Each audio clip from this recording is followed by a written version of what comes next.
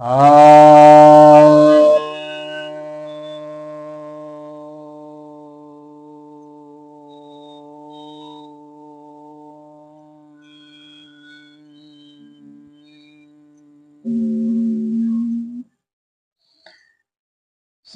भक्तजनों को सप्रेम नमन। तो आज आपकी जिज्ञासा का समाधान लेकर आया हूं। एक जिज्ञासा यह आई है कि हाथरस में सत्संग में इतने लोग कैसे मरे। बाबा तो कहते हैं कि वे स्वयं ही परमात्मा हैं, तो कैसे इतने लोग मरे।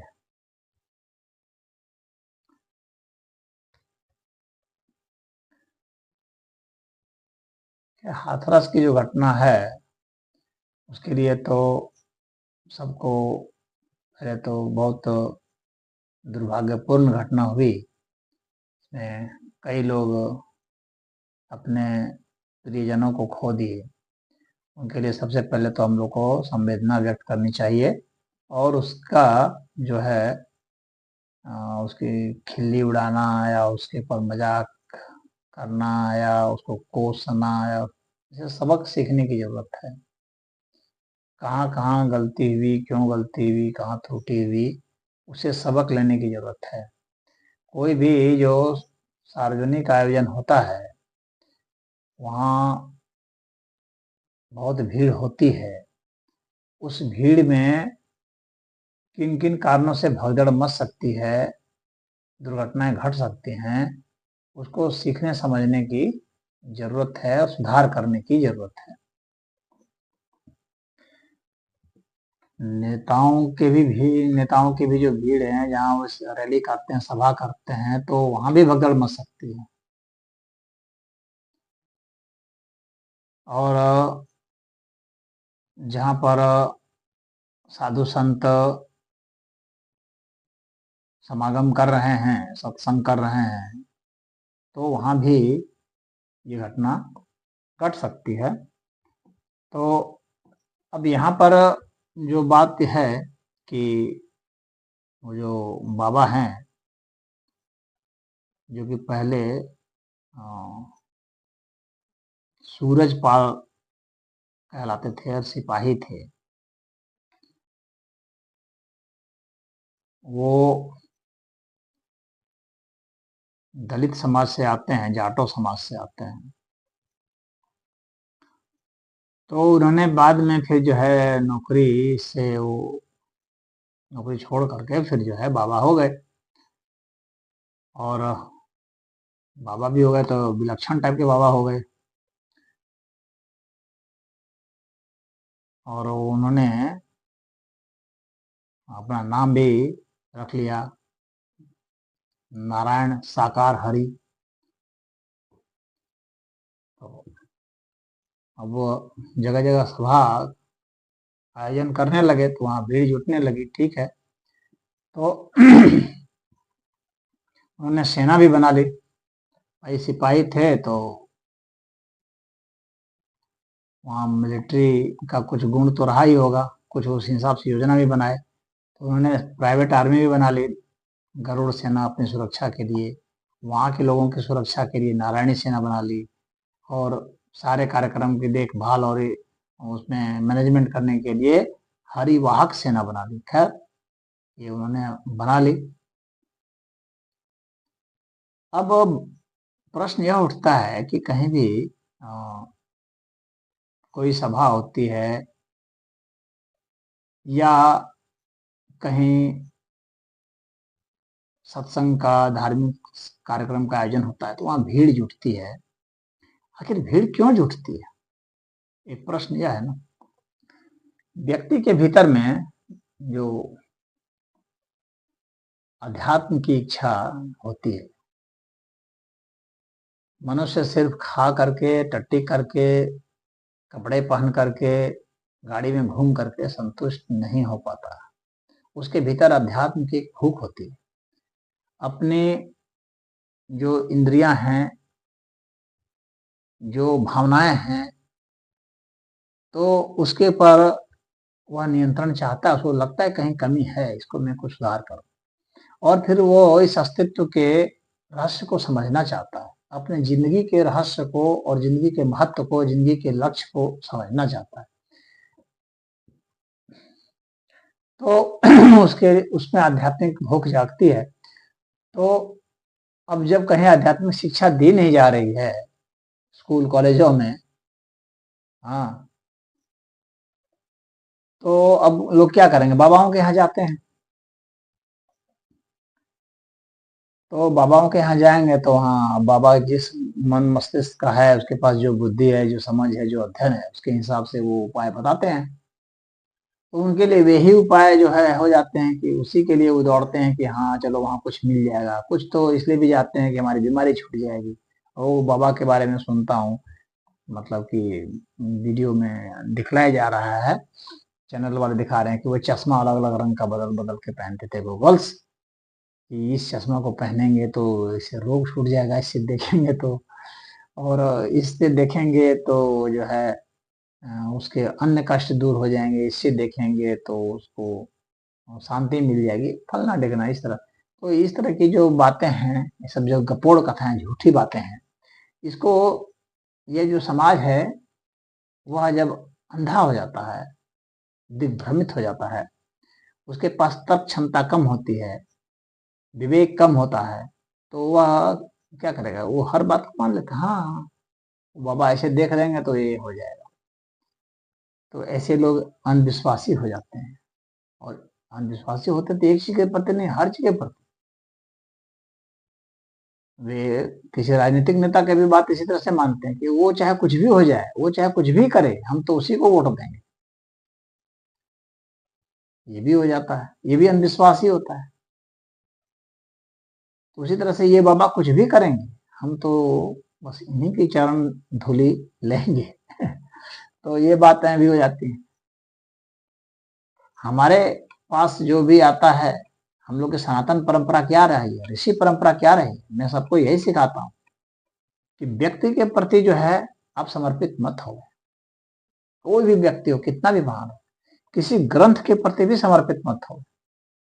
आपके पास भगवान ने तर्क बुद्धि दी है, सब ग्रंथ का अध्ययन करें, लेकिन उसमें छांटें, नीर छीर का आपको वो होना चाहिए कि क्या सही है, क्या गलत है, क्या न्यायपूर्ण है, क्या अन्यायपूर्ण है, इसको देखें, कौन कार्य कारण के हिसाब से सही बैठता है। अरे चश्मा कुछ अलग रंग का पहन लिया तो उसे तुम्हारी बीमारी कैसे ठीक हो जाएगी, कोई लॉजिक ही नहीं है, कहीं कोई प्रमाण नहीं है, परंतु तुम मान बैठे हो जबरदस्ती। तो इस तरह से, इस तरह की मान्यता, भूत प्रेत हो गए तो मैं फलना तरह के रंग का चश्मा पहन लूंगा तो उससे भूत प्रेत खत्म हो जाएंगे, भाग जाएंगे। कोई चंगई सभा कर रहा है ईसाई लोग, वो फंसा रहे हैं, कोई कुछ कर रहा है।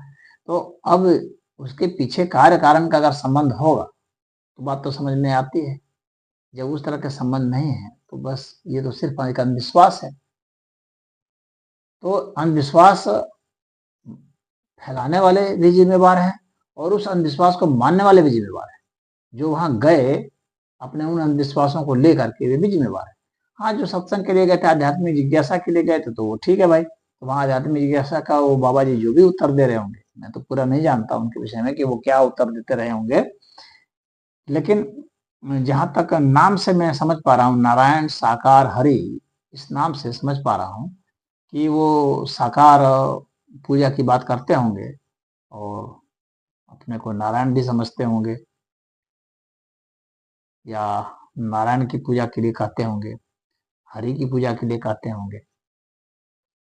तो अब उनके विषय में एक चीज और है कि भाई उटपटांग टाइप से वो जो है अंग्रेजी कपड़ा पहन लिए हैं, टाई वाई लगा लिए हैं, और इस तरह से जो हम लोग की आध्यात्मिक परंपरा रही है, तो उस परंपरा से हट करके टाई वाई लगा कर कर रहे हैं, तो ये तो राक्षसी प्रवृत्ति आ गई फिर। और राक्षसी प्रवृत्ति आ जाएगी, आपका वस्त्र जो है ये बहुत मायने रखता है, ढीले ढाले कपड़े होने चाहिए। ये गर्म देश है, यहाँ पर यहाँ की जलवायु के हिसाब से कपड़े होने चाहिए। जब यहाँ की परंपरा के हिसाब से आप जो है उपदेश कर रहे हैं, तो वस्त्र भी वैसे होने चाहिए। तो अब वो नहीं है उनके पास। अब उन्होंने कहाँ से शिक्षा दीक्षा ली ये तो वे ही जाने, या कहीं से नहीं ली, बस अपने से शुरू हो गए शास्त्र का भी अध्ययन किया नहीं किया, कहीं से दीक्षा ली नहीं ली, या खुद से ही शुरू हो गए अपने मन से ही। तो अगर अपने मन से भी शुरू हो गए हैं तो ठीक है, कहाँ से मतलब कहाँ से उन्होंने प्रेरणा पाई और किस तरह की प्रेरणा पाई, उस हिसाब से वो अपना कर रहे होंगे। तो जो भी कर रहे हैं आध्यात्मिक रास्ते पर चल पड़े हैं, तो अध्यात्म हर रास्ते का एक अपना अलग तौर तरीका होता है। उस तौर तरीके को उन्होंने पूरा फॉलो नहीं किया, तो इस तरह की भीड़ जो है वहां इकट्ठी होती गई। वहां नहीं, मतलब कि हर जगह वो जहां जहां करते गए, तो वहां कैसी भीड़ होती गई, भूत प्रेत झड़वाने वाले, चुटकी में रोग भगाने वाले, बिना कर्म किए रोग भगाने वाले, खाली जो है देख देंगे तो रोग भग जाएगा, वैसे लोग जुटते गए। अफवाह उनके आदमी होंगे जो अफवाह फैलाते होंगे, उनको सुनते कि आगे वाली लाइन में रखे रखे जाते थे, उनके वहां लाते थे। कुछ कुछ का ये भी आरोप है कि कुछ जो है शोषण भी कर रहे थे, जो भी कर रहे हो। तो ऐसे लोग को महत्व लोग देते हैं, पूरा एकदम चल रहे हैं रेला बना करके, कमांडो के साथ चल रहे हैं, कमांडो चल रहे हैं। अब समाज को, अब समाज हम लोग का जो है अब इसको इसको इतनी समझ नहीं रह गई है कि क्या कोई साधु संत जो है वो कमांडो लेके चलता है।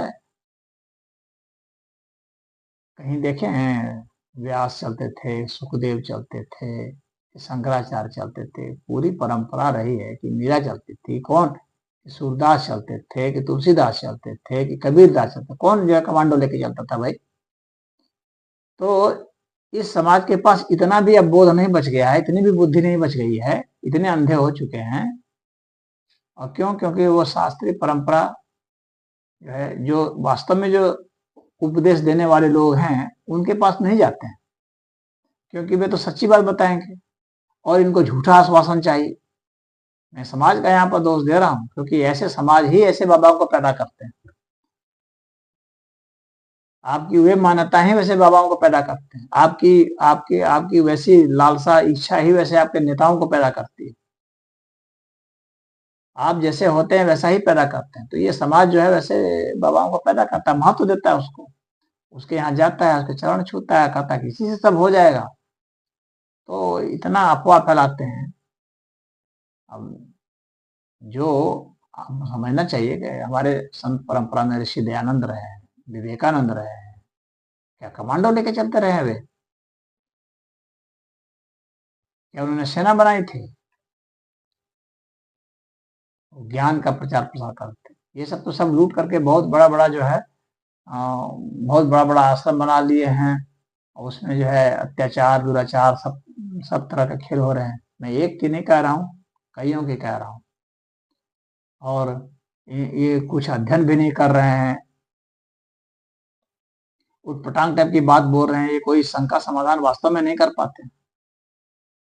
लेकिन उनके पास हवा डावा होता है, उनके एजेंट होते हैं, उनके पास धन होते हैं, उन एजेंटों में धन बांटते हैं, उनको भी एक कमाई का जरिया दिखता है। कलि युग में ऐसा ही है, कमाई का जरिया जहाँ दिख रहा है वहां पर भीड़ चल रही है। जो पीछे कमांडो को भी पैसे मिलते थे, उनके आयोजकों को, प्रायोजकों को, सबको पैसे दिए जाते थे। तो पैसे पर आजकल का आप सब कुछ चलाइए। तो अब वहां पर जो भीड़, वैसे लोगों की ही भीड़ वहां इकट्ठी हो गई। और वैसे लोगों की, वैसे मान्यता वाले लोगों की भीड़ इकट्ठी हो गई, तो बाबा जी अपना आए, अपना कुछ कहे और गए। कानूनी रूप से देखा जाए तो वे तो गए, उन्होंने तो कहा नहीं कि तुम पीछे पीछे भागो मेरे। तो जब वे अपना कार्यक्रम करके जाने लगे, तो भीड़ पीछे पीछे चल पड़ी। चल क्या पड़ी? दौड़ पड़ी। तो चरण धूलि लेने के लिए। हालांकि यह एक्सपेक्टेशन बाबा जी को भी नहीं रहा होगा कि लोग इस तरह से दौड़ जाएंगे और ये कर लेंगे। परंतु जब उनका ऐसा लंबा चौड़ा दावा है, दावा भी तो बाबा वाला है नहीं, दावा तो उनका सीधे ईश्वर वाला है। तो कुछ लोग जो प्रश्न कर रहे हैं तो वो अभी ठीक ही कर रहे हैं कि भाई जब ईश्वर थे तो आपको तो पता होना चाहिए था क्या क्या होने वाला है, और जब ईश्वर थे तो उतने मरना भी नहीं देना चाहिए था, उनको रोक लेना चाहिए था। अपने भक्तों को क्यों मरने देंगे? तो सारे जो है सबकी पोल खुल गई, बाबा की भी पोल खुल गई और भक्तों की भी पोल खुल गई। ये आप प्रणाम तो अपनी जगह पर बैठे बैठे भी कर सकते हैं प्रणाम, और बाबा जी को भी कहना चाहिए कि भाई अब इतनी लाखों की भीड़ है, अगर वो दौड़ेंगे बाबा जी को तो बाबा जी भी खुद मर सकते थे। इतनी भीड़ ये चारों ओर से घेर लेगी अब पैर छूने के लिए, तो कमांडो भी मर जाते हैं और बाबा भी मर जाते हैं। तो बाबा जी को भी कहना चाहिए था कि भाई जहां हो जैसे हो वहीं से प्रणाम कर लो। इससे कुछ बाबाओं ने जरूर सीख ली है। धीरेन्द्र शास्त्री कह रहे हैं कि हम अपना जन्मदिन मनाएंगे, ज्यादा लोग ना आए, क्योंकि भीड़ की जो है विश्लेषण शक्ति बहुत घट जाती है। भीड़ का दिमाग अलग हो जाता है और वो अनियंत्रित हो जाती है, और वहां सब लोग अपना हित देखने के लिए गए हैं, भीड़ का हित देखने के लिए नहीं। इसीलिए उनको थोड़ा भी गुरेज नहीं होता किसी को कुचल देने में। कोई गिर गया तो हाँ उसके चक्कर में नहीं है उसको संभालने में, वो तो खुद लगे कि मेरा कैसे भला होगा। वो अपना भला चाह रहे हैं, भीड़ का भला नहीं चाह रहे हैं, अन्य समाज का भला नहीं चाह रहे। तो भीड़ तो पागलों जैसी दौड़ती चली गई। ये पागल ही दौड़ते हैं किसी गाड़ी के पीछे, जब गाड़ी जा रही है तो जाने दो गाड़ी, लेकिन पीछे पीछे दौड़ने लगे। अब उसमें गिरे, उस पर लोग चढ़ते गए, छोटे छोटे बच्चे हैं, औरतें हैं, कमजोर लोग होंगे, बुढ़े लोग होंगे, तो वे सब ठहर नहीं सकते। जवान जवान जो लड़के, मजबूत लड़के हैं भाई, वे सब युवा हैं, वे सब तो दबा ही देंगे। तो ये बहुत दुर्भाग्यपूर्ण घटना घट गई। अब इसमें प्रशासन को भी लोग जिम्मेवार मान रहे हैं, तो प्रशासन एक अर्थ में जिम्मेवार तो है। प्रशासन जिम्मेवारी से कैसे भाग सकता है? भाई वहां पर आपको व्यवस्था तो देनी चाहिए थी, सुरक्षा व्यवस्था तो देना प्रशासन का काम है। जब भीड़ बढ़ती जाती, जैसे पहले 50,000 80,000 जितना का भी उन्होंने एस्टिमेट बनाया था, तो 80,000 के हिसाब से प्रशासनिक व्यवस्था होनी चाहिए थी। फिर जो है 80,000 से ज्यादा हो जाता, तुरंत थाना को फोन करके आप कहते हैं ज्यादा भीड़ हो रही है, आप लोग और भी आ जाइए। इस तरह से जैसे जैसे भीड़ बढ़ती वैसे वैसे प्रशासनिक व्यवस्था को भी बढ़ते रहना चाहिए था, लेकिन इतनी व्यवस्था प्रशासन ने नहीं दिया। तो मैं समझता हूँ कि यहाँ पर राज्य सरकार की चूक तो है ही। राज्य सरकार अपने को ये नहीं कह सकते, पल्ला नहीं झाड़ सकते कि भैया हमारा कोई दोष है नहीं, ऐसा नहीं कह सकते। दोष तो है, दोष तो सबका है। जो वहां गए उनका भी दोष है, जो भागे उनका भी दोष है, कमांडो का भी दोष है, बाबा का भी दोष है। और बाबा भागे तो फिर कम से कम जो लोग मरे हैं उनके प्रति तो सहानुभूति होनी चाहिए थी ना। कैसे आप जो है इनके भगवान बन रहे हैं कि आप में कोई दया ममता ही नहीं है कि कम से कम वहां से वक्तव्य तो देते। सामने तो आते तो वो भी गायब हैं, छिप गए हैं, कहीं खोजा जा रहा है, छापा मारा जा रहा है। तो ये तो सही निशानी नहीं है। संत होता है वो भागता थोड़ी है, परिस्थितियों से भागता नहीं है, परिस्थितियों का मुकाबला करता है, सम्मानजनक तरीका निकालता है। तो ये जो भागने वाली जो बात है वो तो सही संकेत नहीं दे रहे। इसका मतलब है मन में कुछ चोर है। सजा से क्यों डर रहे हो? लगने दो जो धाराएं लगती हैं तुम्हारे ऊपर। जहां तक कुछ धाराएं लग सकती हैं, जैसे अंधविश्वास फैलाने की धारा, कुछ कुछ इस तरह की धारा लग सकती है, लेकिन उस जो उतने लोग मरे उसमें उनका दोष तो बहुत नहीं आएगा, क्योंकि वे तो जा चुके थे। ये लोग खुद अपने जो है अपनी गलती से, अपनी मूर्खता से भाग भाग करके पागलों की तरह इसके कारण ये सब मरे। सहानुभूति अवश्य है, परंतु इनकी मृत्यु में इनकी मूर्खता अंधविश्वास बहुत जिम्मेवार है।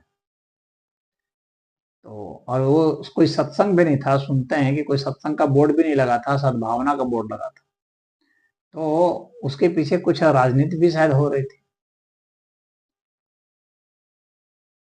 उसमें पता नहीं कुछ कुछ लोगों को वंचित भी किया गया था जाने के लिए क्या, तो डिटेल तो वहाँ के जो लोग हैं जो गए हैं वे जानते हैं। तो अब इस तरह की वारदात फिर से नहीं हो, इसके लिए जरूरी है कि कहीं रैली हो, धरना हो, सभा हो, तो प्रशासन को यह चाहिए कि एस्टीमेट खाली पूछे नहीं, बल्कि एस्टीमेट के हिसाब से वहाँ पर जो है व्यवस्था भी करे। जिस तरह के एस्टीमेट होते हैं वैसे व्यवस्था भी करे। एक बात, दूसरी बात, वहाँ कौन कौन लोग जा रहे हैं उनका आईडी प्रूफ भी चाहिए प्रशासन को, और जो करा रहे हैं उनको भी चाहिए कि आईडी प्रूफ दिया जाए, उनकी सूचना दी जाए। क्योंकि क्या पता ऐसी मतलब इतने जहाँ लाखों लोग रहे हैं वहां पर 2-4 आतंकवादी अगर घुस जाएं और वे अफवाह फैला के भगदड़ मचा दें, पुलिस वहां रह करके भी कुछ नहीं कर पाएगी। प्रशासन अगर वहां बहुत रहेगा भी तो भी क्या कर लेगा।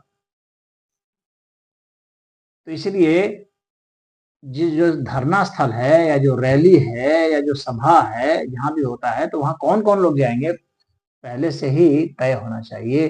पता होना चाहिए कि अमुक अमुक लोग ही जाएंगे, जो वैसे लोग नहीं है उनको बाहर से रोक दिया जाए कि आप नहीं जा सकते, वहां सिर्फ वही लोग जाएंगे जो अनुमति प्राप्त हैं। इस तरह से भीड़ को कंट्रोल भी किया जा सकता है और सुरक्षा व्यवस्था पुख्ता हो जाएगी। लेकिन हम लोग के यहाँ तो ये सिस्टम है कि धरना कोई दे रहा है, पता ही नहीं कौन कौन लोग दे रहे हैं, रैली में पता नहीं कौन कौन लोग जा रहे हैं। सबकी आईडी होनी चाहिए। इसलिए किसान आंदोलन हो रहा है, पता ही नहीं कौन कौन लोग वहां जा रहे हैं। अरे सबकी आईडी लीजिए, और जो जो जिस चीज की आईडी है बस वही लोग वहां जाएंगे, अन्य कोई नहीं जा सकता। ऐसा सिस्टम बनाइए, इससे जो है प्रशासन के लिए ये बहुत अच्छी बात हो जाएगी कि वो उसको नियंत्रित कर सकेंगे और पूरे सारी स्थितियां पूरी कंट्रोल में रहेंगी।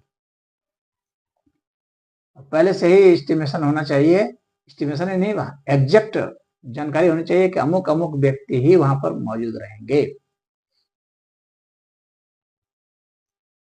तो उनका फोन नंबर वगैरह जो कुछ भी है सब होना चाहिए। पता चला कि वहाँ हिंदुओं के सभा है, उसमें मुसलमान सब घुस करके उत्पात कर दिए, वहां कितने लोग मर गए। ऐसा हो सकता है। कहाँ भी कहीं भी कोई भी बड़े आयोजन होते हैं, कुंभ ही हो रहा है या और भी कहीं इस तरह के आयोजन होते हैं जहाँ बहुत भीड़ लगती है, वहां पर इस तरह के लोग, आतंकवादी किस्म के लोग वहां घुस करके कुछ उत्पात कर सकते हैं। सिर्फ अफवाह फैला देने से भगदड़ मच जाएगी, उसमें हजारों लोग मर जाएंगे। तो वहां जाने वाले की जो है आइडेंटिटी भी, वो बायोमेट्रिक से आइडेंटिटी उनकी होनी चाहिए। ऐसा अगर करेंगे तो नियंत्रण में रहेंगे। तो इसमें इतना ही।